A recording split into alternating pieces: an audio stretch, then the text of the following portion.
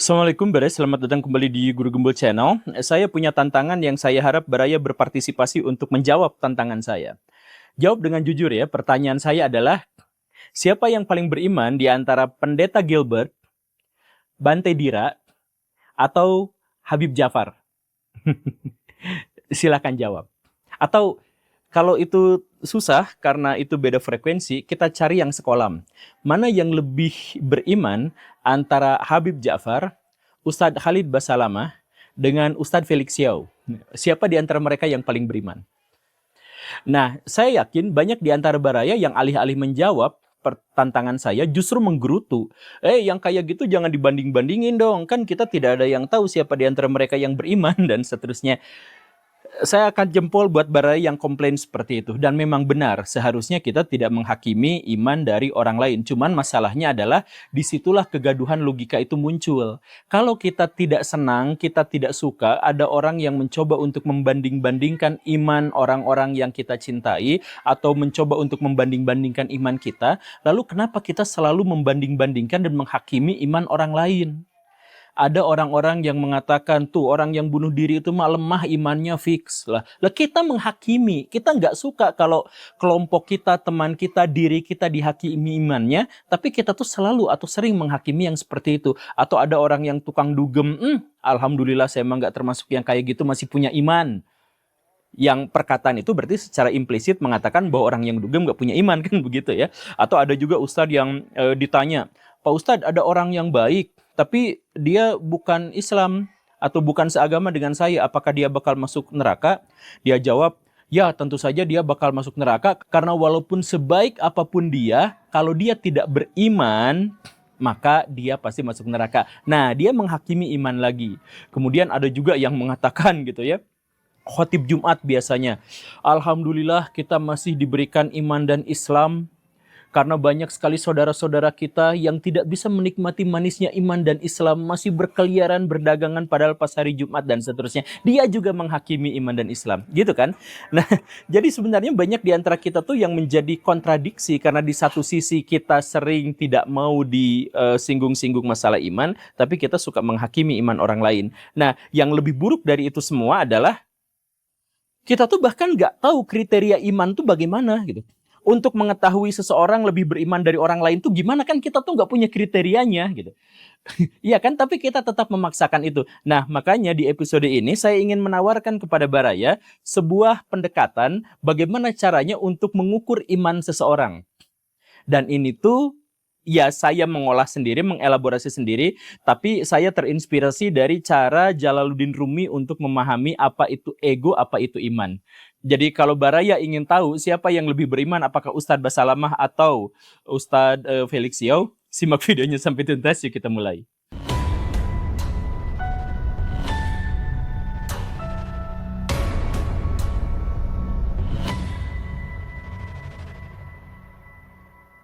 Pada tahun 2011, seorang Denmark bernama Anja Loven itu datang ke Nigeria dalam upaya mengerjakan tugasnya, tugas kantornya. Di sana dia sadar bahwa banyak orang-orang Nigeria itu yang begitu busuk hatinya, begitu rusak jiwanya karena logika mistik yang keterlaluan. Di antaranya adalah kalau ada anak-anak yang dianggap aneh atau didiagnosis aneh oleh dukun, maka dia pasti akan dibuang. Berapapun umurnya, mau bayi 1 hari, mau anak 2 tahun, itu kalau dia dianggap sebagai penyihir atau memiliki kekuatan hitam, menurut dukun, maka dia harus dibuang. Dan Anja melihat dengan mata kepala sendiri, ada anak usia 2 tahun. Dia dibuang sama keluarganya gara-gara dianggap tukang sihir oleh seorang dukun. Jadi dia yang masih pengen mamah yang pengen dekat dengan orang tuanya, dia langsung dibuang saja di pemukiman gitu ya, seperti kucing aja nggak boleh masuk rumah, bahkan nggak boleh masuk pemukiman. Jadi dia keliling aja untuk nyari makan, untuk apa, untuk cari tempat berteduh, pokoknya di luar aja, nggak boleh di rumah gitu. Jadi menyedihkan sekali. Nah, apa yang dilakukan oleh Anja Loven berikutnya adalah bahwa dia pulang ke Denmark, kemudian dia menjual seluruh harta kekayaannya, dia berhenti dari kantornya, kemudian semuanya digunakan untuk bekal datang ke Nigeria untuk menyelamatkan anak itu, yang kemudian dia kasih nama Hope. Anak itu dia akhirnya temukan dalam kondisi yang sangat-sangat parah sakitnya. Badannya kurus, busung lapar, tapi masih bertahan hidup. Fotonya ketika dia memberi minum air mineral kepada anaknya itu viral di dunia dan mendapatkan banyak simpati. Anja Loven kemudian bikin panti asuhan, kemudian tinggal di sana, dan dia berupaya menyelamatkan anak-anak yang dianggap penyihir di Nigeria. Sekarang pertanyaan saya adalah, apakah dia bakal masuk surga dengan itu? Ketika saya mengajukan kepada Ustadz Anu, dia jawabannya sama seperti yang tadi. Walaupun dia berbuat baik, tetapi dia pasti akan masuk neraka karena dia tidak beriman. BTW, Anja itu adalah seorang ateis tulen ya. Jadi dia pasti akan masuk neraka. Nah, yang patut dikhawatirkan adalah bahwa ustadz yang ngomong bahwa Anja itu pasti masuk neraka, itu adalah seorang ustadz yang hanya untuk menyampaikan kebenaran saja, dia harus diundang dan diiming-imingi sejumlah uang. Dan ditambah lagi dengan nanti panitia akan bawa-bawa uang sunduk untuk dirinya, untuk upetinya, begitu. Sedangkan yang dia katakan akan masuk neraka, itu adalah orang yang mengorbankan seluruh karirnya dan mengorbankan seluruh harta bendanya untuk datang menolong anak-anak yang bahkan tidak dikenalinya. Nah, dalam pikiran yang lebih logis dan pikiran yang lebih empatik, pikiran moral di zaman sekarang, kok orang beragama begitu kejamnya mengatakan bahwa Anja itu pasti akan masuk neraka, padahal dia begitu baiknya. Sedangkan yang bilang dia akan masuk neraka itu justru adalah orang yang mata duitan, yang tidak mau berjuang, yang hanya mau menyampaikan kebaikan itu di dalam tempat ibadah sambil diundang dan dibayar. Ini ironi gitu ya. Nah, itulah alasan saya, yuk kita bikin sebuah kriteria keimanan didasarkan pada kitab Masnawi, karya Jalaluddin Rumi yang katanya sesat itu. Tapi mari kita simak baik-baik ya. Jadi, dalam pikiran Jalaluddin Rumi, untuk bisa menakar iman seseorang, kita tuh harus menakar ego seseorang. Ego yang diterjemahkan dari nafsi ya, dalam kitabnya itu kan disebutnya nafsi. Itu tuh dipahami sebagai citra diri, dan itu tuh pasti melekat sebagai bagian dari diri manusia secara alamiah. Jadi tidak mungkin tidak ada, tidak mungkin diabaikan. Ini sebenarnya adalah sanggahan atas pemahaman Buddhisme atau ajaran Buddha. Kan dalam ajaran Buddha, ego tuh ada, tapi dia hanya ilusi aja, hanya kepalsuan saja, hanya kekosongan saja. Karena ego itu bagaimanapun hanya muncul setelah adanya tampilan fisik, kemudian reaksi atas tampilan fisik, kemudian persepsi, kemudian perasaan-perasaan dan rangsangan-rangsangan, kan begitu. Dan karena tampilan fisik dan semuanya itu sebenarnya pada dasarnya adalah kosong belaka dan akan benar-benar terabaikan ketika kita mencapai kesadaran, maka ego pun sebenarnya adalah hal yang nisbi gitu ya. Ada, tetapi ada itu dalam sebuah kepalsuan, begitu kurang lebihnya. Nah, berbeda dengan itu, Jalaluddin Rumi justru mengatakan bahwa ego tuh ada dan gak jadi masalah. Mencoba untuk menyangkalnya, mencoba untuk menghilangkannya, berarti menghilangkan makna kemanusiaan kita. Karena namanya juga nafsi gitu, bagian dari tubuh kita, ia bagian dari pikiran kita, bagian dari eksistensi dan esensi keberadaan kita gitu. Nah, karena itu maka Jalaluddin Rumi itu mewajibkan bahwa nafsi itu atau ego itu ada, tetapi dia akan menjadi sebuah masalah kalau ego itu dianggap sebagai keakuan pribadi. Nah, itu jadi masalahnya. Kalau dia ada sebagai keakuan pribadi, maka disitulah kekafiran itu berada. Jadi dalam hal ini saya menduga bahwa Jalaluddin Rumi itu sangat terikat dengan ajaran-ajaran Ibnu Arabi gitu, yang menganggap bahwa benar dan salahnya iman atau agama itu bukan berdasarkan label-labelnya, tetapi berdasarkan pada sesuatu yang lain. Garis besarnya adalah tidak ada agama yang sepenuhnya benar dan tidak ada agama yang sepenuhnya salah gitu.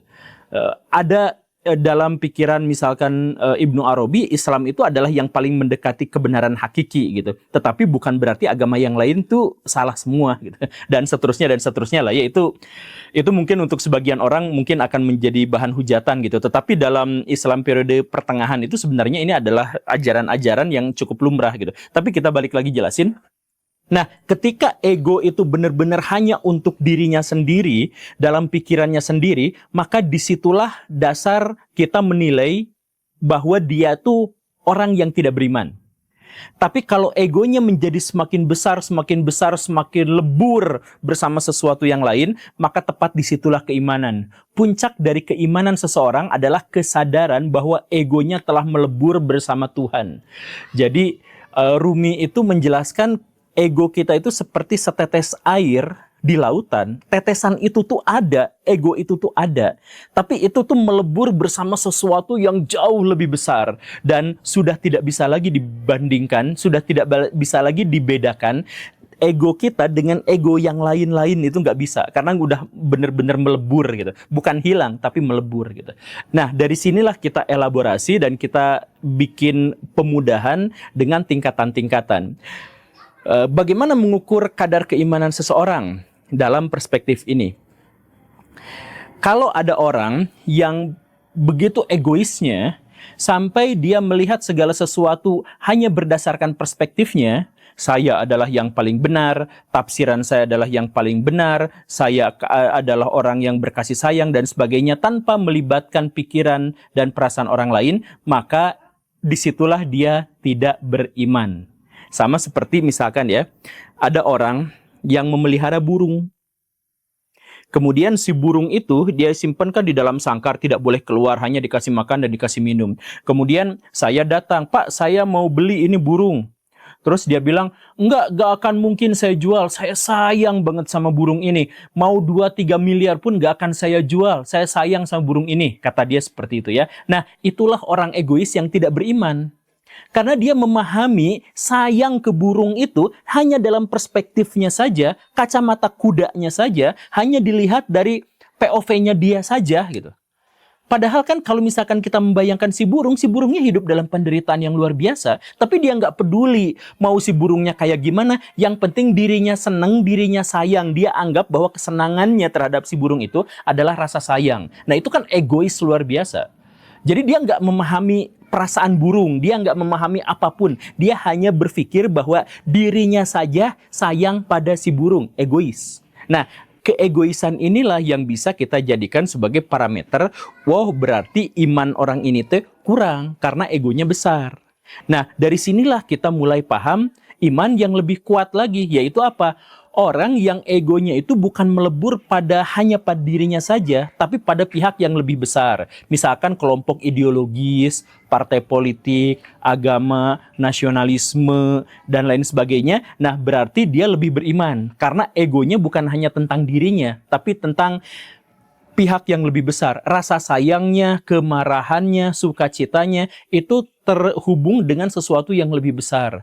Jadi misalkan kemarin ada Kiai NU yang mengatakan siapa yang menghina Kiai NU akan kita gorok. Nah, misalkan yang seperti itu ya. Nah, itu berarti imannya lebih tinggi daripada orang yang pertama.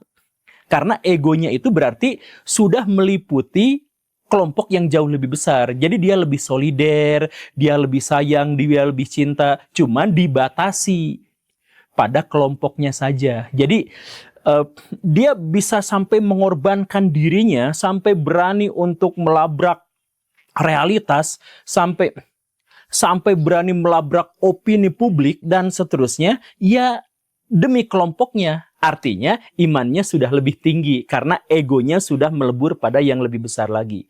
Tapi ada ego yang lebih melebur lagi dan ini menunjukkan iman yang lebih tinggi lagi, yaitu apa? Orang-orang yang menempatkan egonya itu pada kemanusiaan. Inilah seperti yang tadi dilakukan oleh Anja Loven.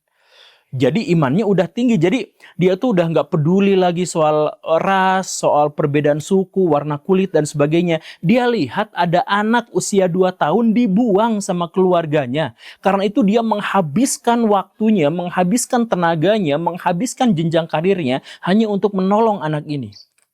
Demi kemanusiaan. Artinya egonya sudah bukan tentang dirinya sendiri. Egonya sudah bukan tentang kelompok. Egonya bukan tentang ras, bukan tentang agama, bukan tentang apapun. Tapi tentang kemanusiaan. Semua manusia itu adalah saya cintai. Semua manusia itu adalah saya sayangi. Begitu kan? Jadi dia perspektifnya bukan hanya ini. Tapi ada lagi yang imannya lebih tinggi lagi, yaitu apa? Yang egonya melebur pada sesuatu yang bahkan lebih besar lagi. Ekosentrism, biosentrism. Yaitu apa? Yaitu manusia-manusia yang meletakkan egonya itu pada kasih sayang bukan hanya pada manusia, tapi pada hewan, pada tumbuhan, pada lingkungan. Itu kemarin ada orang-orang yang bikin pesta babi misalkan, film pesta babi gitu ya. Itu kan sebenarnya film yang berbahaya, film yang ditontonnya aja bikin orang digerebek sama tentara gitu. Apalagi bikinnya gitu. Nah, tapi orang itu ingin agar hutan di Papua lestari, ingin agar orang-orang yang tidak dia kenali itu tidak disakiti, ingin agar air-air di sana itu tetap jernih. Nah, jadi dia tuh udah bukan mikirnya tentang kelompok, udah nggak mikir lagi tentang manusia, dia bahkan mikir tentang batu, tentang pohon, tentang alam, tentang udara, tentang semuanya. Nah, ini berarti level keimanannya tinggi. Jadi jangan dibilang yang dimaksud dengan orang beriman itu adalah orang yang ada jenggotnya, pakai sorban dan sebagainya, tapi yang mampu menundukkan egonya sehingga dia melebur pada ego yang jauh lebih besar. Dia memberi kemanfaatan, dia memberikan kebaikan kepada pihak yang lebih besar, bahkan tidak ia kenali sama sekali. Kan gitu. Nah, dalam pikiran Rumi, ego yang paling besar lagi itu adalah ego yang sudah tercerahkan, yaitu bahkan sudah melampaui alam, sudah melampaui kemanusiaan, sudah melampaui bio dan ekosentrism, tetapi bahkan sesuatu yang alam ini dan alam gaib, yaitu apa? Peleburan dengan ego Tuhan. Dari sinilah akhirnya dia memahami bahwa dirinya menjadi rahmatan lil alamin, cinta kasih bagi seluruh alam. Karena dirinya sendiri sudah menyatukan, meleburkan egonya bersama ego Tuhan. Dia sudah tidak lagi marah kalau soal dirinya dicaci maki. Dia sudah tidak lagi marah kalau misalkan kelompoknya yang disudutkan. Dia nggak marah lagi soal kemanusiaan itu. Enggak, tapi bahkan jauh lebih luas lagi dari situ, sehingga dia memberi kemanfaatan untuk semuanya, bukan hanya untuk dirinya, tapi untuk teman sekelompoknya juga, untuk kemanusiaan juga, untuk alam semesta juga, dan akhirnya untuk Tuhan. Semuanya dirangkum. Nah, dalam pikiran Rumi, tepat disitulah orang yang benar-benar beriman. Dia sudah tidak lagi memahami iman sebagai sebuah kepercayaan, tetapi dia memang bersaksi. Jadi ketika orang syahadat kan, asyhadu alla ilaha illallah, saya bersaksi bahwa Tuhan itu, dia nggak melihat, dia nggak bersaksi. Nah, dalam pikiran Rumi ya, dia sudah menyaksikan itu dalam level yang paling tinggi itu, dia sudah menyaksikan ego Tuhan karena dirinya sudah melebur bersamanya. Terima kasih karena sudah menyimak. Saya Guru Gembul, mohon maaf agak belepotan. Assalamualaikum warahmatullahi wabarakatuh.